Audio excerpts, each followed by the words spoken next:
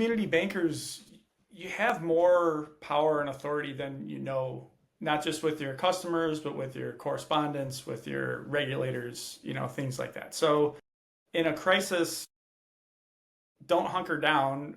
Think about how you can improve what you're doing. And that includes removing manual entry processes, right? So you can't be speaking to your customers if you're keying in everything into 5 different systems, right? And that's something we can help with, right?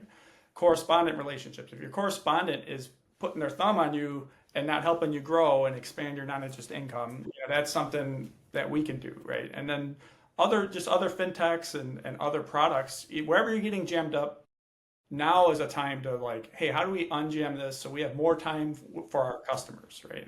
And get that customer focus, because that's what's going to keep community banks in the game.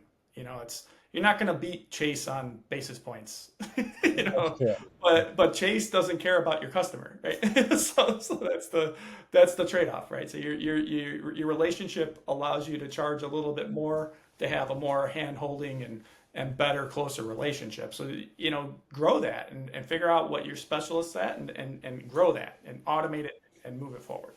That's good. I think really good advice. Manny, from your perspective, anything you would add? Yeah, I think David nails it on the head, right? So basically, as far as Ionfi's perspective, is we enable regional community institutions to seamlessly process their payments, manage risk, and uphold compliance, all on a single platform, right? Secure platform. And I think our differentiated approach to KYCC and AML surely helps reduce that friction. I think what's happening here is, in volatile markets, leadership is defined by how well you can protect your clients and position them for growth, right? If you take that perspective, you're going to succeed very well in this chaos. Yeah, I think both of you guys have really, really good insights on that. It's fascinating to me to see how different banks will respond in these times of uncertainty.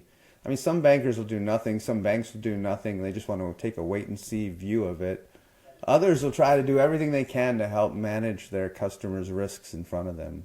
In times of uncertainty, I think a lot of companies stop investing because they're uncertain about what's going to happen. But if they haven't already introduced more compelling foreign exchange capabilities to support their clients, now's the time to double down on doing something like that, as opposed to holding off and waiting to see what happens. Coming out of this, which institutions are going to be most valued by their clients? And those are going to be the ones that are really proactive in being really, really compelling relationship banks, talking to their customers, sharing with them ideas,